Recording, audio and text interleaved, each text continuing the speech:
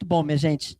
Graças a Deus, é uma alegria a gente poder estar aqui, né, compartilhar aqui desse tempo. Que o Senhor possa falar ao nosso coração nessa noite, que Ele encontre espaço para falar no nosso coração. E que a gente tenha a capacidade de... Poxa vida, cara, com a camisa de Paris, né? Vocês querem água? Se você quiser água, a Ana Luísa traz a melhor água que existe, gelada.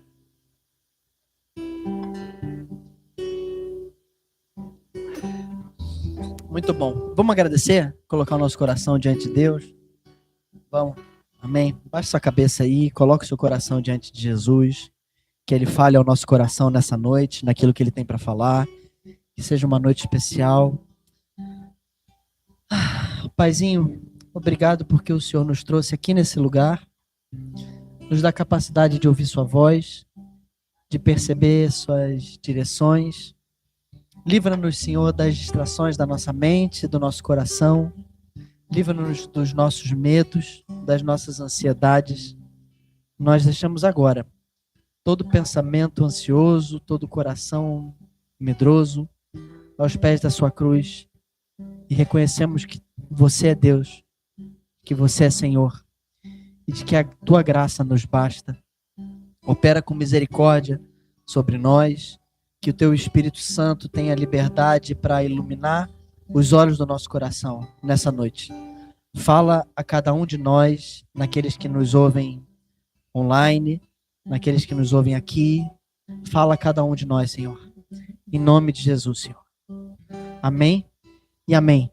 Glória a Deus. Aleluia. Bom demais. Então, nós temos falado, né, temos seguido um tema dentro do ano, e esse tema se chama Um Lugar de Descanso. Né? Eu creio que nós temos acreditado, entendido, que Deus está nos levando para um lugar de descanso. Né? E não o descanso em paz, né, do Rest in Peace, né, da sua tumba. Né? Não é isso. Na verdade, é fácil descansar em paz, né, se você morrer e tudo acabar ali. Né? Nem sei como é que fica, dependendo de como você morrer. Mas não é desse descanso que ele está falando. Me parece, assim, a sensação que eu tenho, todas as vezes, toda orientação que o Senhor nos dá a respeito de algo que alguma ênfase que ele vai tratar, por exemplo, que nem um vaso novo, que nem agora um lugar de descanso, normalmente o estilo de vida, o desdobramento no qual nós vamos vivendo é justamente o contrário daquilo que ele falou. Completamente contrário. Então, se ele fala assim, né, a ênfase do ano é um lugar de descanso. Significa que todas as coisas na sua vida, ao seu redor, elas vão tendenciar justamente para o inverso. E assim, isso não serve só para esse tipo de voz, na verdade, isso serve para praticamente toda orientação que você encontrar de Deus na Bíblia. Como, por exemplo, seja forte e corajoso, não desvie nem para a esquerda nem para a direita. O que é que possivelmente você vai ser tentado durante todos os seus dias? Não ser corajoso, ser fraco, né? E não ser corajoso. Se amedrontar, né? Estar ansioso e acabar vivendo uma vida de altos e baixos ou tortuosa, de que uma hora aponta para um lado, outra hora aponta para o outro, uma hora tem uma convicção, outra hora não tem, né? Então, toda vez que eu leio na Bíblia alguma coisa me chamando a atenção a respeito de uma orientação, isso me traz um certo nível de responsabilidade de eu compreender, cara, que se aquilo ali está me orientando para isso, significa que todo o meu ser, as coisas ao meu redor, normalmente vão tendenciar a me empurrar para aquele outro lado, para o lado contrário. Então ali está escrito justamente para que eu não seja conduzido como quem está sendo levado para um lugar sem saber para onde está indo. Como quem não está sabendo que, olha, ao chegar lá, é isso que vai acontecer. Assim como Jesus disse, no mundo tereis aflições, mas tende bom ânimo, pois eu venci o mundo. É certeza de que no mundo vai haver aflições e de que ao estar em aflições, nós vamos ser tentados ao quê? Desanimar, a perder o ânimo, a tentar desistir, a tentar abrir mão do caminho que a gente se predispôs a seguir, da relação que a gente estabeleceu, das coisas que nós estamos fazendo, né? Então eu queria dizer para você assim, tenha um bom ânimo. Ainda que seja muito difícil entrar num lugar de descanso, e descanso não como quem passa o sábado todo, domingo, maratonando o Netflix no sofá ou scrollando no celular, porque isso no final das contas aparenta descanso, porque o verdadeiro descanso não é a ausência de atividades, o verdadeiro descanso ele fala de um coração no qual deposita numa paz que excede todo entendimento, numa paz que extrapola todas as coisas que muitas vezes os nossos olhos estão vendo, o nosso coração está dizendo, os nossos sentimentos, o nosso sensor ao redor está falando o contrário, mas uma paz que excede todo entendimento. Então eu creio que o Senhor está nos levando para um lugar de descanso. E nesse ano nós estamos falando justamente nesse tema, em todas as coisas que nós estamos nos desdobrando. E esse primeiro tema, esse tema que nós estamos agora, o nome é um lugar de arrependimento.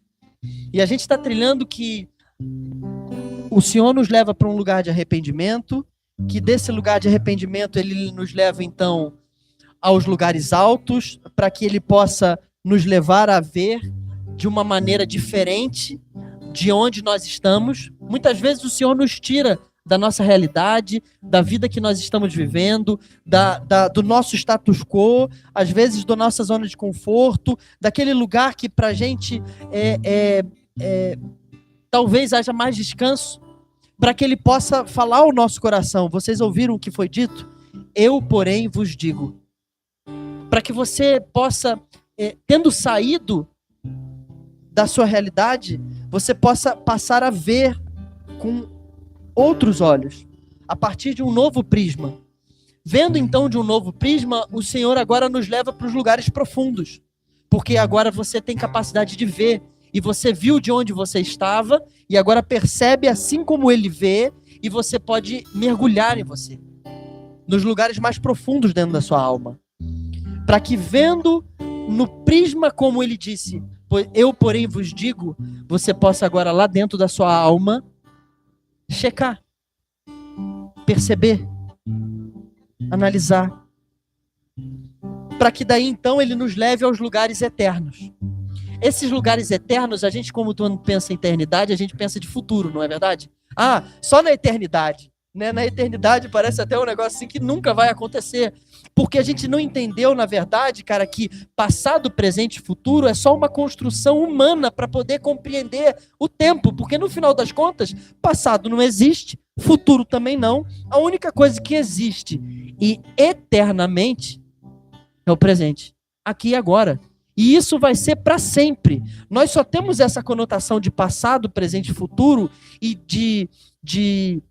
do tempo como que ele estivesse acabando e nós vamos ficar atrasados, porque o Sol gira em torno da Terra e nós vamos envelhecendo conforme isso vai acontecendo. Mas no final das contas, nem futuro existe, nem passado existe. A única coisa que existe para sempre é presente e vai ser presente para sempre. Logo, o Senhor nos leva no lugar de arrependimento, depois nos traz aos lugares altos para nos renovar o entendimento, depois nos leva aos lugares profundos dentro de nós para transformar o nosso coração, para que desse lugar ele nos traga aos lugares eternos, para que nós, assentados com ele nas regiões celestiais, que é onde nós estamos agora, só nós não estamos conscientes muitas vezes. Por quê? Porque nós vivemos muitas vezes aloprados dentro do estilo de vida humano normal, de quem está correndo, quem está atrasado, quem está devendo, está faltando alguma coisa. Como quem disse, quem estabeleceu na eternidade, que faculdade faz nesse tempo, que aprovar a prova dessa forma, que precisa concluir tal coisa de tal maneira, de fazer de tal forma, onde está escrito, em que lei, em que regra, em que status. Não, isso é um conhecimento comum no qual nós vamos construindo dentro de nós e vamos gerando uma expectativa enorme, produzindo medo, ansiedade, insegurança, e nós vivemos nessa carreira sem perceber o presente para sempre. Aí nós vivemos ou aprisionados na culpa do passado, ou ansiosos pelo talvez, quem sabe, seria bom que fosse futuro. E o presente só passa, sem a gente nem perceber. É por isso que o Senhor trata o nosso coração e nos leva aos lugares eternos, para sentar com Ele, compreender quem somos, conhecer a sua autoridade, entender como funciona a terra, o mundo, todas as coisas. E esses lugares eternos, ele não é, ele vai te tirar e te levar para a nuvem, não. É consciência, é transformação de coração, é percepção da vida. A Bíblia diz em João 17 que a vida eterna é conhecer o Pai e o Filho. Pronto. Sem mais. Não acrescenta nada. Por quê? Quando que você conhece o Pai e o Filho? No presente. Quando o povo de Deus volta a sua face para Ele, Ele remove o véu. E todos os quais, do qual o véu foi removido, percebem que Deus não é uma peça de pedra esculpida, ou seja, algo lapidado que foi construído pela mão humana. Na verdade, Deus é Espírito. E aí ele diz, onde há Espírito, ali há liberdade. E todos nós temos agora, com o rosto descoberto, somos iluminados e transfigurados, transformados à imagem de Jesus, de glória em glória. Onde? Na eternidade. Quando? Agora, gente. Para sempre. Isso vai ser para sempre.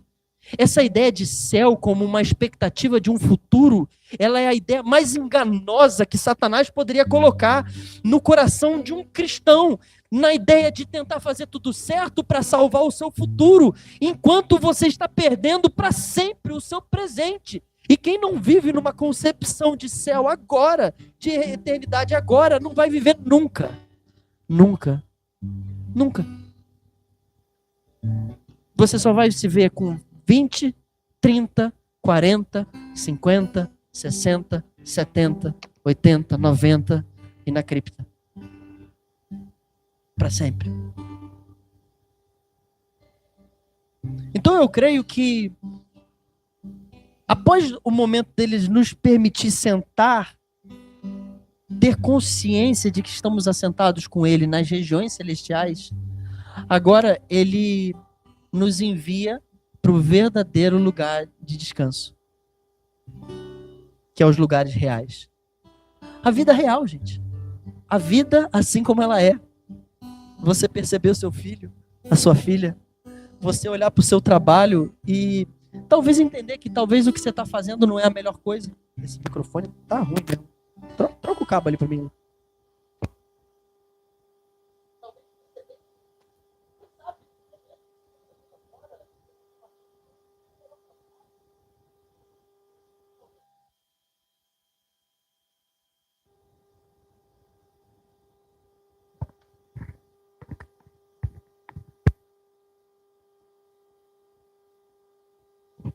Alô, olá.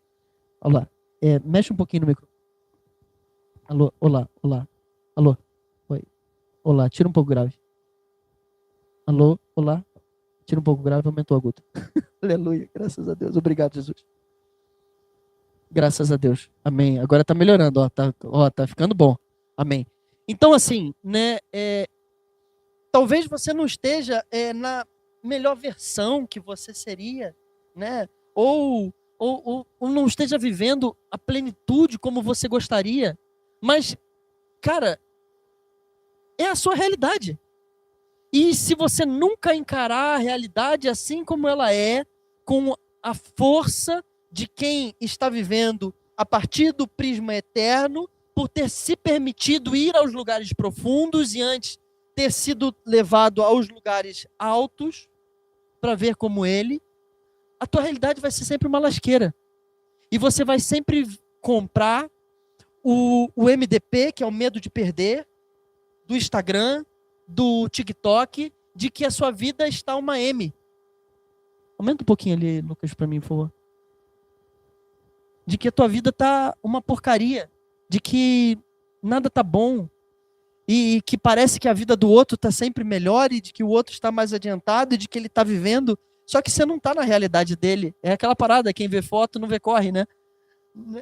E você realmente não está na vida daquela pessoa. Você não sabe o que aquela pessoa lutou, ou está lutando, ou o quanto está sendo difícil dela sustentar aquela imagem que ele projetou no Instagram. E de que talvez aquela imagem ele nem gostaria de estar ali, porque ele só projetou porque acreditou numa imagem de um outro alguém que o levou a estar naquele lugar. Então, eu queria chamar o seu coração para você voltar e permitir o Senhor levar você de volta a esse lugar de verdadeiro descanso, de verdadeira transformação de mente, de verdadeira transformação do coração, de uma vida que vale a pena ser vivida, para que você não chegue, por exemplo, aos 50, 60, 70, 80, com aquela sensação de estou atrasado. Porque a sensação de estou atrasado é a pior sensação que o ser humano pode sentir. Porque é a sensação que te aprisiona na culpa do passado, de não ter feito o que você achava que deveria, e te coloca na ansiedade do futuro, incapaz de viver o presente como quem de fato está vivendo de forma real, simples, completa. Então eu queria convidar você a voltar para esse lugar. E aí eu quero ler um texto aqui para você, que está lá em Provérbios 4, 20, 27. Faz sentido para você, gente? Deixa o Espírito de Deus falar no nosso coração. Eu creio que o Espírito Santo está aqui e ele quer... Uma coisa que eu tenho aprendido, sabe? Eu sou um cara muito argumentativo e eu tenho entendido assim que mais vale conhecer o que é bom do que está certo. E às vezes a gente está mais ocupado com o certo e com o errado do que... mais preocupado com o certo e com o errado do que ocupado com aquilo que é bom de verdade. Às vezes, você pode estar até num errado e o Senhor está no caminho te conduzindo para o que de verdade é bom. Mas nem sempre você estando num certo é a garantia de que você está conhecendo de fato o que é bom. E às vezes alguém no certo pode estar no pior certo que alguém pode estar, que é na soberba do certo que fez e agora do quanto que há dívida do próprio Deus e dos outros para conosco. Porque afinal de contas eu fiz tudo certo, construí tudo certinho, cumpri tudo cabalmente e agora a minha vida está uma lasqueira. Ou aparentemente ao redor tem paz, mas lá dentro de mim tem tudo menos paz verdadeira. É melhor viver a paz que excede todo entendimento no meio do pior caos do que estar no ambiente de inteira paz que explica para você todas as coisas, mas ainda assim lá dentro de você está um grande turbilhão. Não haver descanso, não haver plenitude, não haver preenchimento, não haver convencimento. Eu vou ler o texto aqui. Provérbios 4, 20 ao 27. Diz assim. Se você quiser abrir aí na sua Bíblia, você pode abrir. Meu filho, 4, 20, em seguida. Meu filho, escute o que eu digo a você, preste atenção às minhas palavras. Nunca as perca de vista, guarde-as no fundo do coração, pois são vida para quem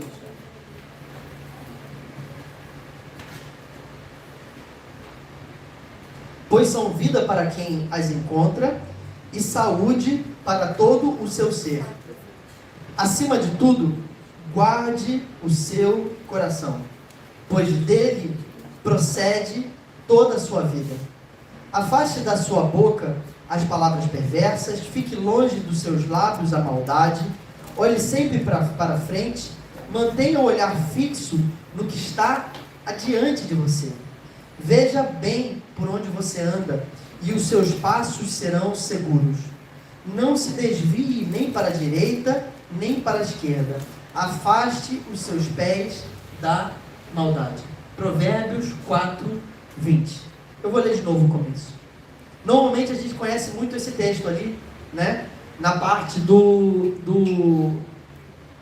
23, né? É muito conhecida essa parte. Mas a gente normalmente não lê esse texto desde o início. Desde o Provérbios 4:1, inclusive. E eu queria até encorajar você em outro momento a ler ele desde o início. E é muito interessante, aqui é um resumo do texto inteiro. Mas nesse momento ele diz assim, ó, meu filho, escute o que eu digo a você. Preste atenção às minhas palavras. Nunca as perca de vista. Guarde-as no fundo do seu coração, pois são vida para quem as encontra e saúde para todo ser. Acima de tudo, guarde o seu coração, pois dele depende toda a sua vida. Se puder repetir comigo, não preciso guardar o meu coração, pois a minha vida toda depende disso. Sabe, uma das coisas mais poderosas a respeito da nossa vida é que Deus não trabalha corrigindo comportamento. Na verdade, todo o trabalho do Espírito Santo é sempre na correção do coração. Porque às vezes um comportamento correto pode estar ainda assim com um coração errado. E nesse lugar, que é o lugar mais difícil de receber correção, porque vai aparecer que é injustiça. Mesmo você tendo feito tudo certo, como é que você está sendo corrigido ou recebendo algum tipo de retaliação do próprio Deus, tentando te colocar num lugar? Porque no final das contas, o Senhor corrige mesmo é o nosso coração. Porque é do coração que procede todos os caminhos de vida. Não é do nosso comportamento. Comportamento, no final das contas, se torna resultado do nosso coração. Entretanto, comportamento com muita disciplina, a gente consegue mudar. A gente consegue se conformar. Você consegue olhar para uma pessoa e tratar ela bem e mandar ela para o raio que o parta? Vocês esperaram por, né? Para o raio que o parta, cara, dentro de você. E ainda falar assim, sorria, mano. Entende? Só que o Senhor não está interessado, na verdade, só no teu comportamento. Óbvio, é melhor você não mandar ela para o raio que o parta, porque dependendo de quem ela for, ela pode te mandar mesmo para o raio que o parta, né? E aí você nem vai ter nem esperança, oportunidade de transformar o teu coração alguma hora, né? É melhor não matar ninguém. Por quê? Porque se você matar, você vai ser preso de qualquer forma, né? Entretanto, em não matar, não significa que você tenha conhecido o que de fato é bom. A verdade é que o coração é o centro do ser. É do coração que provém todos os nossos caminhos de vida. É por esse motivo que o texto que nós estamos lendo o mês inteiro, de Isaías 40, ele fala sobre construam um lugar reto para o Senhor. Onde? No coração.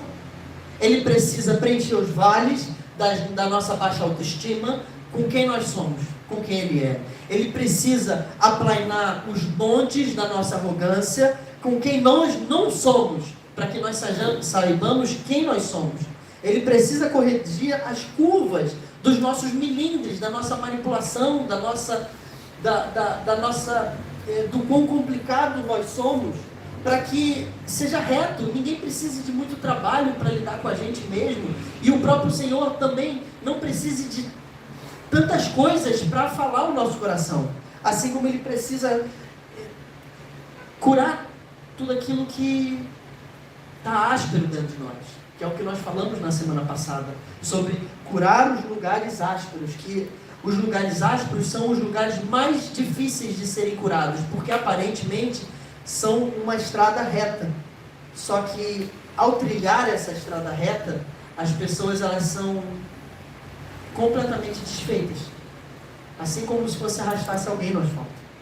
E às vezes o nosso ser está nesse lugar. Às vezes as pessoas que se relacionam conosco estão nessa condição, sendo raladas, sendo...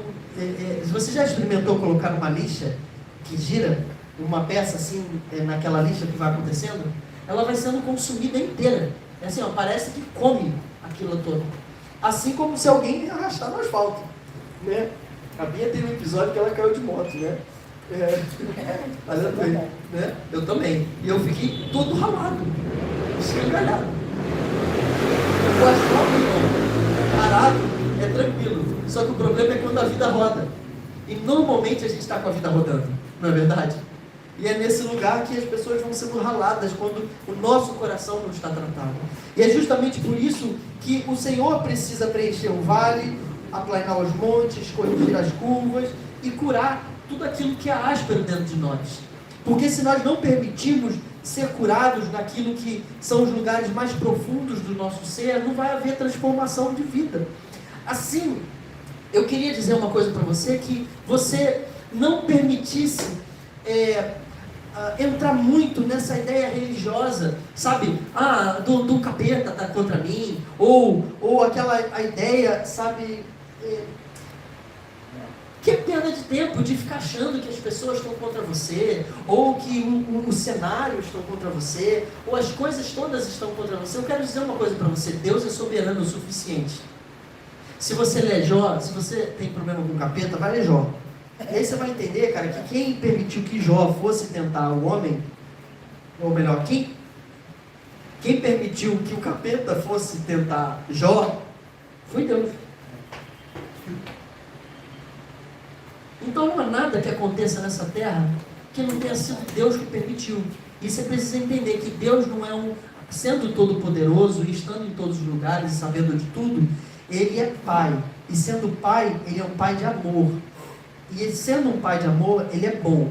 Logo, se tudo isso está sendo permitido pelo próprio Deus, não está sendo contra o seu amor e a sua bondade. Porque tudo o que acontece na nossa vida coopera para o bem daqueles que foram chamados segundo o seu propósito e daqueles que o amam. Logo, Deus usa todas essas coisas, até um capeta, para poder garantir que seja plenamente formado em nós a imagem do seu Filho, Jesus. Tudo. Então, preste atenção na sua realidade, em tudo aquilo que é bem recorrente, e que passa os anos, passaram as últimas estações e voltaram simplesmente a acontecer. Às vezes é uma relação que está sempre ruim, ou um amigo, um marido que é abusivo sempre, ou uma pessoa que nunca se posiciona, ou a condição financeira. É óbvio, é Deus permitindo. Mas significa que talvez há uma voz que está sendo te orientando nesse caminho, no qual você não está dando ouvidos para ser transformado. E não é uma transformação comportamental, é uma transformação de coração. Porque em transformar o coração, Deus transforma a mente. Em transformar a mente, Deus transforma o caminho. Em transformar o caminho, logo Deus transforma o quê? Toda a sua vida, o seu cenário. Glória a Deus, aleluia. Então Romanos 8 diz que todas as coisas cooperam para o bem daqueles que amam a Deus e foram chamados segundo o seu propósito. Ou seja, nada, repete comigo assim, nada se perde. Tudo é contado e faz parte de uma grande obra de formar Cristo em nós. Diga assim comigo de novo: nada se perde, tudo é contado. Presta atenção, cara, nada vai se perder na sua vida, nada. Pode parecer, cara, que a tua vida chegou no fim do túnel, que não tem mais nada para acontecer. Só não fica falando aquelas coisas assim, ó, cara, não tem mais nada pior para acontecer. Não estou dizendo que você vai atrair, não, né? Pô, isso aí já é burrice, tá entendendo? Entretanto, cara, sabe, é coisa que você não precisa ficar dizendo, entendeu? Sabe, é perda de tempo. Agora é o fim do túnel, não tem mais nada pior, porque às vezes Deus, ele faz você aprender que tem talvez um caminho mais baixo. Né? Por quê? Porque é arrogância dizer que não tem mais nada pior. Jó não foi transformado quando ele falou que não tem mais nada pior. Jó só foi transformado quando ele, em parar de reclamar, intercedeu pelos seus amigos. Aí Deus restaurou a sorte toda dele. Sabe por quê? Porque Jó, até então, no seu certo, ele não estava em momento nenhum percebendo que era bom. E ele fazia tudo certo na expectativa de que ia garantir que toda a sua família iria dar certo. Só que tudo ao seu redor deu errado. Por causa de arrogância, presunção. Então nada vai se perder. Nem aquele abuso, aquela história do passado, ou ausência de pai, ou talvez uma mãe que não foi, ou talvez até um erro muito sério que você cometeu consigo mesmo, com o outro. Nada vai se perder. Entretanto, o texto diz: todas as coisas cooperam para o bem daqueles que amam a Deus e foram chamados segundo o seu propósito. O que eu entendo de tudo isso? Óbvio, no final das contas, Deus é Pai e soberano sobre todos nós. E todas as coisas realmente cooperam. Entretanto, se nós não nos sujeitamos, porque Ele diz que quem ama a Deus obedece os seus mandamentos. Ainda que esteja cooperando para o seu bem, você não consegue perceber. Porque simplesmente você não consegue ouvir para entender. Você não para. Às vezes a gente, na nossa obstinação, estamos indo cada vez mais acelerado para distante de quem de fato nós somos e daquilo que a gente deveria estar vivendo. Mas então fica uma pergunta aqui, né? Como ter então a mente transformada pelo Senhor? Como ter o nosso coração transformado pelo Senhor? Como experimentar da sua boa, perfeita e agradável vontade, que é uma promessa que diz em Romanos 12? Por que tantas vezes nós não experimentamos de forma completa, de novidade de vida, de transformação verdadeira, dessa tal boa, perfeita e agradável vontade de Deus? Por quê? E como? Eu queria ir lá para Mateus 3, 10, 1. Se você puder abrir aí, Mateus 3, 10. Mateus 3, do 1 ao 10. Vocês estão comigo? Faz sentido para vocês? Se não fizer sentido também, a gente vai entendendo junto. Alguma hora Deus explica no caminho. Muitas vezes eu estou indo para um lado, a minha filha simplesmente fala: mas pai, era para lá, né? E às vezes não dá tempo para explicar na hora, ela só vai entender depois. Né? Exatamente como aconteceu agora. Foi exatamente agora que aconteceu? Eu vou, hein? Graças a Deus. Mateus 3, 1. Naqueles dias, Mateus 3, 1. Isso aí você está em Zacarias, Antigo Testamento. Você não? Ah, não, já foi? Já? Porra, cara, eu que estou cego. Naqueles dias, né? É, isso aí. Naqueles dias, surgiu João Batista pregando no deserto da Judéia. Ele dizia: arrependam-se, repete comigo, arrependam-se, pois o reino dos céus está próximo. Quando ele diz próximo aqui, ele não está falando de uma realidade vindoura só como quem fala de futuro, mas próximo aqui ele está falando de uma realidade no qual está diante de nós. É como se você estivesse sentado do lado dele. É como se eu falasse assim: Júlia, arrependa-se, porque o Wesley está próximo. Entende? Né? É verdade. E às vezes a gente entende o próximo só como algo que está por vir e vai só acontecer e não é algo agora. E ele diz assim: este é aquele que foi pronunciado pelo profeta Isaías, a voz do que clama no deserto: preparem o caminho para o Senhor, façam veredas retas para ele. A roupa de João era feita de pelos de camelo e ele usava um cinto de couro na cintura. O seu alimento era gafanhotos e mel silvestre, e ele vinha gente de Jerusalém, de toda a Judéia e de toda a região ao redor do Jordão, confessando os seus pecados, e eram batizados por ele no Rio Jordão.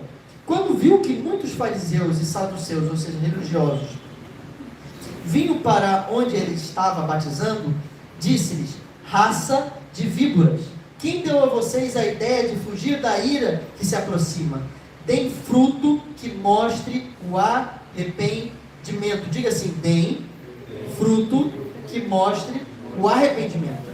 Não pense que vocês podem dizer a si mesmos: Abraão é nosso pai, pois eu digo que até destas pedras Deus pode fazer surgir filhos de Abraão. O machado está posto à raiz das árvores, e toda árvore que não der bom fruto será cortada e lançada ao fogo. Cara, é brabo, né? O texto. Ele vai se desdobrando. Mas eu quero ficar com vocês nessa palavra arrependimento. A palavra arrependimento, ela significa metanoia. A palavra metanoia, no português, arrependimento, está mais conectado a remorso, que é aquele sentimento ruim que você tem de peso, pesar, de medo, de morte, de culpa, por ter feito algo muito errado. E é por isso que muitas pessoas têm dificuldade com a ideia de que eu preciso me arrepender todo dia. Porque a verdade é que se você não se arrependeu hoje, significa que de alguma maneira você não viu Jesus hoje. Por quê? Porque ele é eterno. Toda vez que você, ao vê-lo, você percebe a face dele, você tem metanoia. O seu pensamento, a sua mente, o seu coração é levado a pensar de maneira mais elevada. Ou seja, o seu ser é transformado. O que acontece em você? Arrependimento. Por que arrependimento? Porque você vê quem ele é, você vê a condição que você está, você reconhece então quem você realmente é, por você ter visto quem ele é, e você é chamado a ser transformado a um modo melhor, a um jeito maior, a um jeito mais próximo, mais elevado de quem ele é, que é quem você é. Logo então, João está convidando aquele povo ao verdadeiro arrependimento. E aquela galera que está chegando lá de forma humilde, eles estão se quebrantando e confessando as suas vidas. E aí começa a chegar alguns religiosos. E eu quero dizer para você, religioso não é necessariamente religioso alguém que faz algo em nome de Deus. Religioso é a característica daquele que pelos seus próprios esforços tenta se salvar. Pelos seus próprios esforços muda o seu comportamento e muda o cenário ao seu redor na risca da faca. Esse é o religioso. É o cara que arranca a transformação naquilo que não está acontecendo, que enfia por goela abaixo algo que não está acontecendo lá dentro. Esse é o religioso. E é nesse religioso que ele chama ali de forma muito grave: raça de víboras. E eu quero dizer uma coisa para você, que João está dizendo que na medida que os vales são preenchidos, na medida que os vales são preenchidos, os montes são aplanados, as curvas são corrigidas, né, e o que é áspero é curado, haverá evidência em nós. É o que ele diz: arrependam-se, deem frutos de arrependimento. Quem que eram os religiosos da época ali? Eles faziam tudo certinho. Ninguém poderia dizer para um religioso da época, porque o religioso da época não era nem como o crente quente hoje daqui, que a gente chama que faz tudo certinho, que é crente de um jeito e xinga os outros. Não, ele estava falando na verdade de alguém, cara, que obedece mais de 600 mandamentos. Percebe? É para esse que ele está dizendo: produzam fruto de arrependimento. Por quê, gente? Porque arrependimento não é uma mudança comportamental. Arrependimento é uma mudança de natureza, na base mais profunda do nosso ser. Arrependimento tem gosto de transformação. Você já teve com alguém que você pediu para sentar e a pessoa ficou sentada em pé? Ou de que a pessoa estava olhando para você, te tratando bem, mas parecia que ela não gostava de você? Já teve com alguém assim? Ou você já esteve numa condição no qual você estava obedecendo tudo, mas lá dentro você estava assim, desdenhando daquela pessoa? Abanou e fez cara de paisagem, mas estava pensando assim: vai embora logo. Você é muito legal. Não volta mais. Quando você me vir através da rua, não, como? Que bom, você está bem? Tomara que eu responda. Entendeu, gente? Arrependimento não está falando de mudança de comportamento, porque nós não temos capacidade de produzir comportamento. Comportamento é mais ou menos assim: você tem uma árvore, ok? Que está corrompida. E ela é uma macieira, por exemplo. E ela, ao estar grande, deveria dar fruto. Qual é o fruto que ela deveria dar? Maçã. Uma macieira precisa de trabalho para gerar maçã? Não, ela só precisa fazer tudo que ela foi criada para fazer. E no tempo certo ela dá o quê? Maçã, é o que é esperado. Agora imagina que uma macieira está corrompida no seu DNA e ao alcançar a sua maturidade não dá fruto. E aí do lado dela tem uma outra macieira que dá fruto. E aí alguém, por ver que ela não estava dando fruto, tem uma ideia excelente, porque vai receber visitas na sua casa e tem vergonha da macieira que não dá fruto. Pega um pouco das frutas daquela maçã, tira e amarra nessa outra árvore. Na hora que tirar foto, vai ficar como? Vai ficar o quê? Lindo, não é verdade? Não é verdade? Mas aquele fruto veio daquela maçã? Veio? Aquela macieira tem certeza que o fruto não veio dela, não é verdade? A outra macieira sabe que o fruto veio dela, não é verdade? Dessa macieira é só comportamento. Dessa macieira aqui, transformação de natureza. Natureza incorruptível. E muitas vezes a nossa mudança religiosa está sendo mais uma transformação comportamental por copiar alguém que deu fruto de verdade. Ou seja, como é que ama alguém? Você na hora que ama o seu inimigo, pega e dá uma carona. Aí você, em querer amar o inimigo, simplesmente dá carona para ele também, mas está odiando ele. E não é isso que é a transformação que Jesus tem para nós. A transformação que Jesus tem para nós não é uma transformação só de comportamento, é uma transformação de natureza, de maneira com que você tenha inclinação de coração por aquela pessoa, afeição por ela. Não é tipo só tratar bem, é melhor tratar bem do que mal, óbvio. Porque, né, se você matar, você vai ser preso. Então é melhor não ser preso e não lidar com essa culpa aí, né? Entretanto, a gente não pode se saciar com isso. É por isso que a forma com que Jesus vai dizendo no monte. Porque desse jeito não vai haver vida de verdade. É por isso que Jesus diz, deem frutos de arrependimento. Por quê? Porque fruto tem gosto. Fruto foi produzido por aquela pessoa. Não é uma cópia comportamental de mais de 600 regras para você fazer o que é certo. Fruto é bom, tem natureza boa, vida boa. E é isso que Jesus quer fazer conosco. E é justamente... o texto diz assim, não pense que por serem filhos de Abraão, ele diz, cara, Deus pode fazer até de uma pedra nascer filho.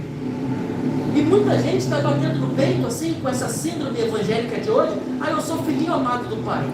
Beleza, tá bom, todo mundo é filho de Deus, tá bom, tudo bem.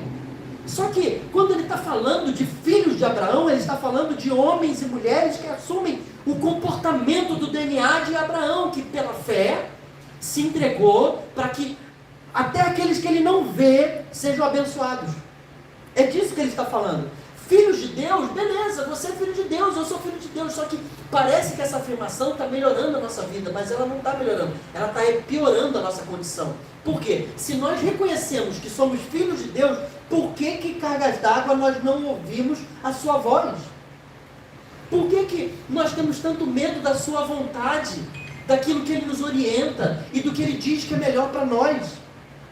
Se nós somos filhos de Deus, cara, por que a gente simplesmente não se sujeita ao DNA que ele plantou dentro de nós e permitimos que ele transforme todo o nosso caminho? Sabe? Isso, na verdade, escangalha com a gente. Porque a gente muitas vezes diz, cara, somos filhos de Deus, mas a gente não vive segundo a natureza do nosso Pai. E não experimenta dessa paz que excede todo entendimento. Percebe? E é esse, gente. A gente pode falar, mas é o religioso ali, o evangelho da pentecostal ali, da IUD. Não é dele que ele está falando não, gente. Ele pode estar falando de mim e de você. Que ele diz, raça de víboras. O que é a raça de víboras? É o animal mais astuto que pode existir. Que no ápice da sua esperteza entendeu que ser filho de Deus é bom. É a única coisa que livra ele do mal. Garante para ele o direito. Ele diz raça de víboras. O que ele está falando? Ele está falando, cara, o seu DNA, eu provei do seu fruto. E o fruto que você tem gosto de tudo, menos do nosso Pai. Tem gosto de serpente. Percebe como é sério isso? Isso é grave demais, cara. E nós precisamos olhar o arrependam-se a partir desse lugar e parar de terceirizar o arrependam-se para o outro e entender, o arrependam-se é para mim, é para que eu acorde, eu transforme a minha mente, eu seja transformado na base do meu entendimento, porque só assim eu vou experimentar a boa, perfeita e agradável vontade de Deus. E aqui, para finalizar, eu quero deixar algumas coisas com vocês. Finalizar? Sim, finalizando, né? Então, como que eu experimento verdadeiro arrependimento? Como é que eu saio desse lugar, ok? De astuto. Porque não é por ser esperto que nós vamos conhecer do amor. É por ser honestos e quebrantados que nós vamos experimentar do verdadeiro amor.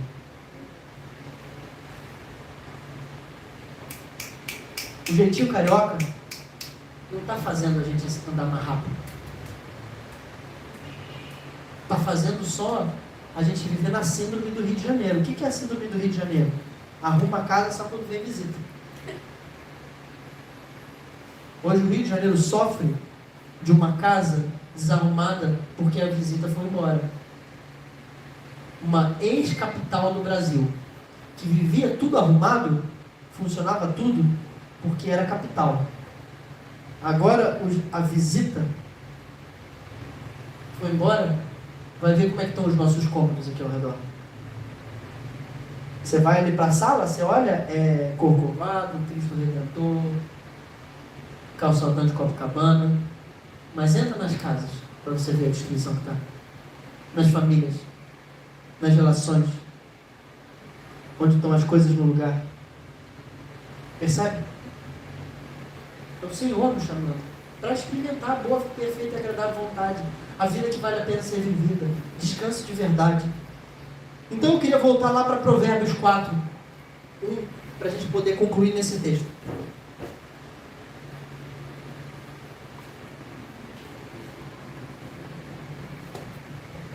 Provérbios 4. 4. Aí a gente vai ler do início lá. Porque eu falei antes que a gente ia ler, que era importante ler, né? Agora vamos ler do início. Eu vou ler aqui pulando, tá? Para não ficar muito longo a leitura, né? Provérbios 4:1, ok? Estão comigo? Diga amém aí. Glória a Deus. Ouçam meu filho. Repete comigo assim, ouçam meu filho. Glória a Deus. É sobre isso que o texto fala. Do início ao fim. E aí ele termina: de todas as coisas guarda o seu coração. Então ele vai ficar defendendo o texto inteiro falando: ouçam meu filho, ouça meu filho, a instrução de um pai. Esteja atento e obterão discernimento. O ensino que ofereço a vocês é bom, por isso não abandone a minha instrução. Quando eu era menino, ainda pequeno, em companhia do meu pai, um filho muito especial da minha mãe, ele me ensinava e me dizia: apegue-se às minhas palavras de todo o coração. Obedeça os meus mandamentos e você terá vida verdadeira.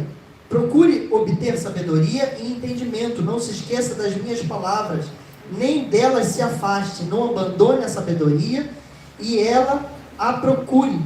Procure obter sabedoria. Use tudo que você possui para adquirir entendimento. Dedique autoestima à sabedoria e a diadema à sabedoria, e ela o exaltará. Abrace-a e ela a honrará. Ela porá uma bela coroa de esplendor. Gente, estou pulando os textos aqui. Eu estou falando sério. Desculpa, gente. Ela colocará uma diadema sobre a sua cabeça e dará um presente a você, uma coroa de esplendor. Diga assim de novo: ouça meu filho, e aceite o que eu digo, e você terá vida longa. Eu o conduzi pelo caminho da sabedoria e o caminhei para veredas retas. Assim você, por elas... Gente, eu estou muito ficando sério, gente. É sério, cara? Eu não estou conseguindo ler. Está em boa verdade. Assim você, por ela... Meu Deus, gente, não estou conseguindo pular a linha. Esse aí ele veio? Eu tô... Mas aqui tá nas minhas marcações. Vou ler aqui na sua. Pô, cara! Letras grandes e garrafais. Estou me sentindo a Willa agora. Eu estou no lugar certo? Quando andares teus passos. Assim, quando você por elas seguir... Pô, parece que ficou claro como a luz do dia. Onde você está? Esse 5 tá? É no 12. No 12. Assim, quando você por elas seguir, Não encontrará obstáculos. Quando correr, não tropeçará. Apegue-se à instrução, não abandone, guarde-a bem, pois dela depende a sua vida. Não siga pelas veredas do ímpio, nem ande nos caminhos maus, evite-o, não passe por eles, afaste-se, não se detenha, porque eles não conseguem dormir. Eu vou pular um pouco aqui. E aí ele segue dizendo, lá no 20, meu filho, no 20 agora eu pulei, meu filho, porque ele vai continuar repetindo a mesma coisa, meu filho, escute, repete comigo, meu filho, escute o que digo a você, preste atenção às minhas palavras, repete comigo isso também, vamos seguir, nunca as perca de vista, guarde-as no fundo do coração, pois são vida para quem as encontra e saúde para todo o seu ser. Olha aqui, gente, presta bem atenção. O texto está falando de quê? Do que o texto está falando? O que ele está falando? Escutar. Ok? Entende? Escutar, gente. Presta atenção comigo assim. Cara, como que nós experimentamos da vontade... Vou ser bem óbvio, tá? Beleza? É muito óbvio no desdobramento do que eu vou falar aqui. Como eu conheço e experimento a vontade que é perfeita, boa e agradável do próprio Deus.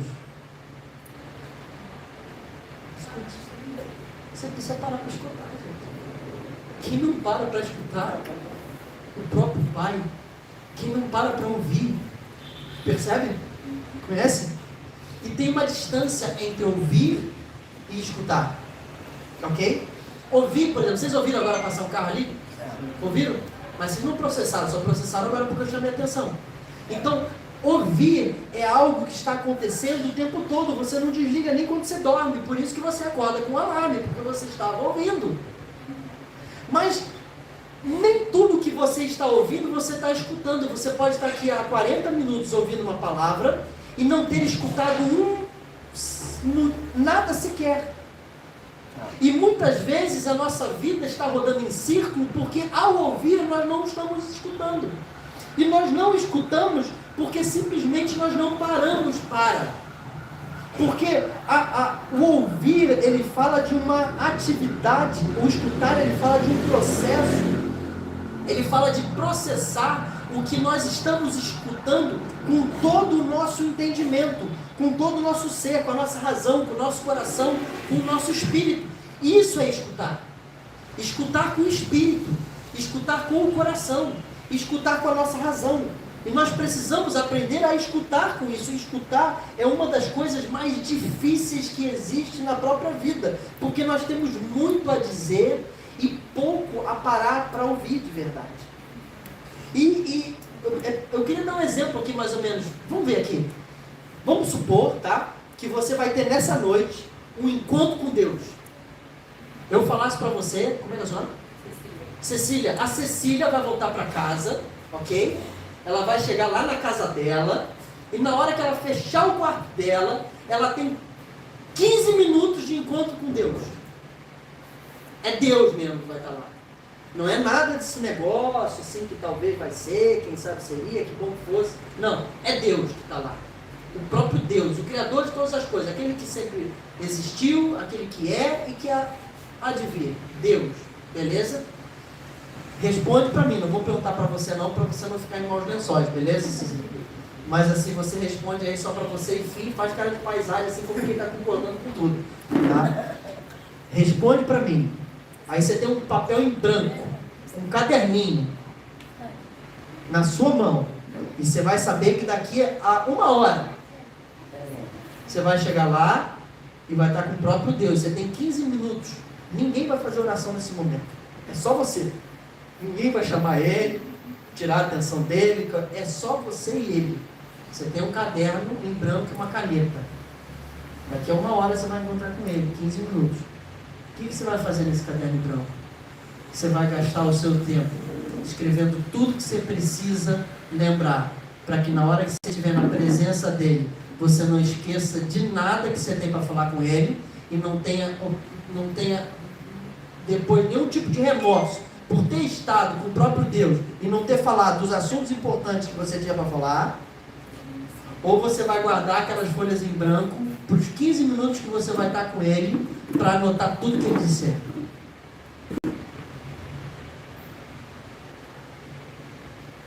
Percebe?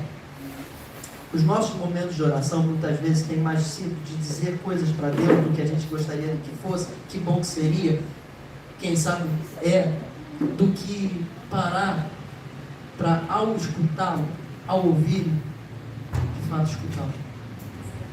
Para que, tendo escutado, tenha o nosso coração transformado, a nossa mente elevada e os nossos caminhos agora endireitados. Percebe que às vezes a nossa vida está estrambelhada, porque a gente, quando para ouvir, a gente não escuta. E quando a gente senta para falar com o Senhor, o nosso caderno já está cheio dos nossos pedidos e tem pouco espaço para anotar a vontade dele. E é dentro da vontade dele que está o bom e agradável. Não é na minha vontade realizada por ele. É no cumprimento da vontade dele que eu experimento o que é bom e o que é agradável. E às vezes a gente não experimenta nunca o agradável, porque a gente está sempre levando para ele a nossa vontade, com um papel no final só, com espaço para ele assinar, seja feita. Percebe? Portanto, então, primeiro eu queria dizer para você, escute o que eu digo.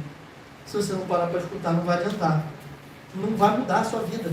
Segundo, o texto segue dizendo ali, preste atenção nas minhas palavras. Repete comigo. Preste atenção nas minhas palavras. Prestar atenção é um dos ativos mais valiosos desse tempo que a gente vive. E é um engano achar que estamos prestando atenção enquanto estamos distraídos com várias coisas. Esse negócio de falar que a mulher faz um monte de coisa. Pode, beleza, está fazendo um monte de coisa, realiza, mas não está prestando atenção.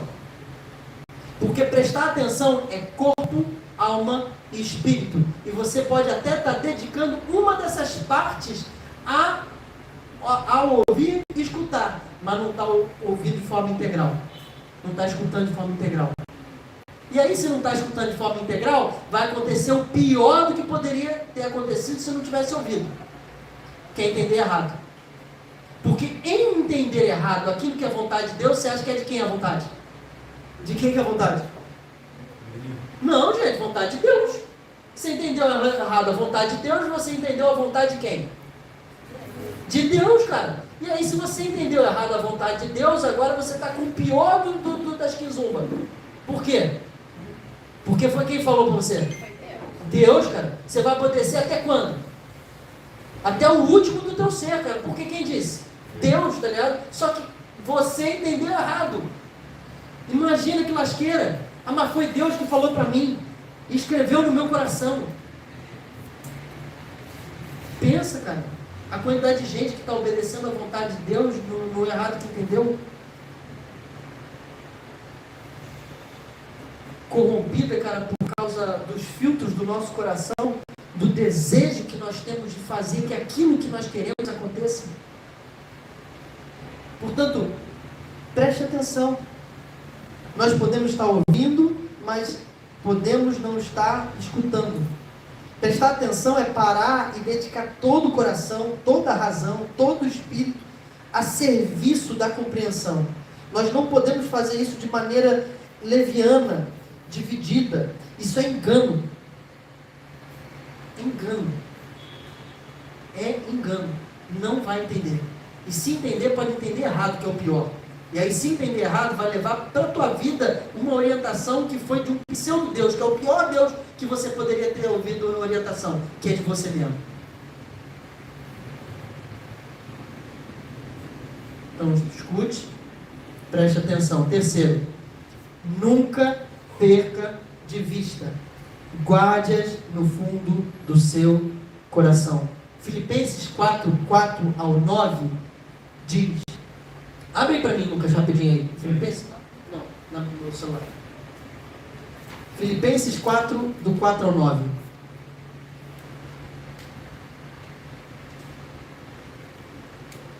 Filipenses 4, Presta atenção. Alegrem-se no Senhor. Repito, alegrem-se.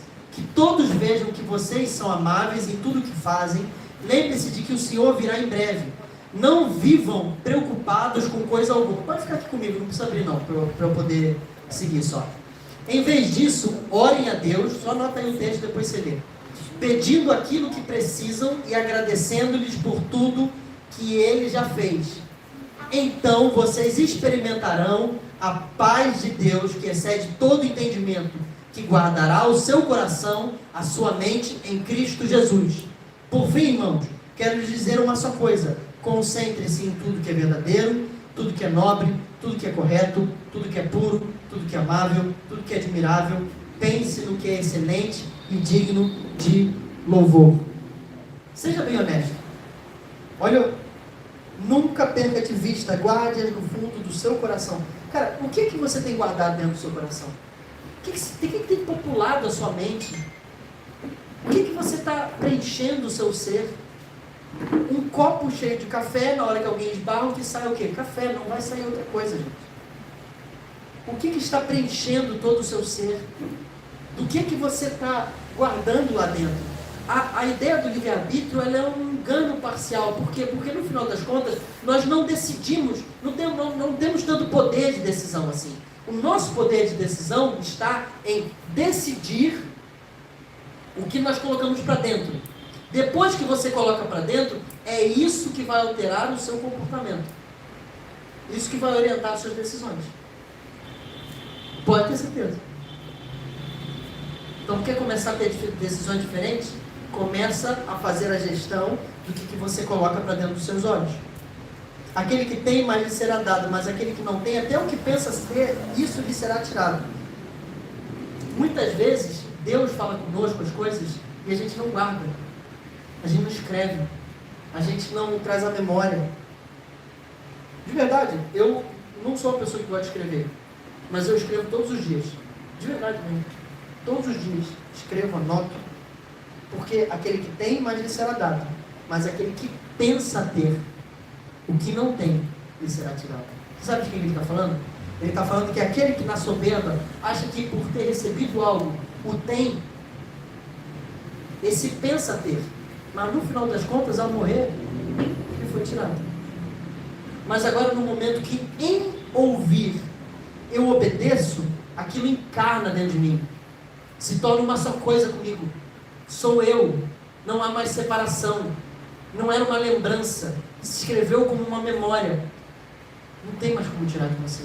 É você e mais ninguém. Isso é muito louco, Thiago, porque assim, tem diferentes, Pode falar. tem diferentes níveis de aprendizado, né, cara? Aí, tipo, o escutar você absorve de uma forma, escrever você absorve um pouco mais, mas quando você experimenta aquilo, cara, o aprendizado é muito... Está resolvido. Acabou. Está resolvido. Por fim, acima, repete comigo, acima de tudo, guarde o seu coração. Percebe, gente? Não começa com guarde o coração. Ele começa com escute, porque não tem como guardar o coração se você não começar escutando, preenchendo. Você está tentando às vezes guardar o coração cheio de perversidade lá dentro, cheio de medo, ansiedade, culpa e coisas que alguém disse para você. E aí ele vai dizer aqui como guardar o coração. Afaste da sua boca as palavras perversas.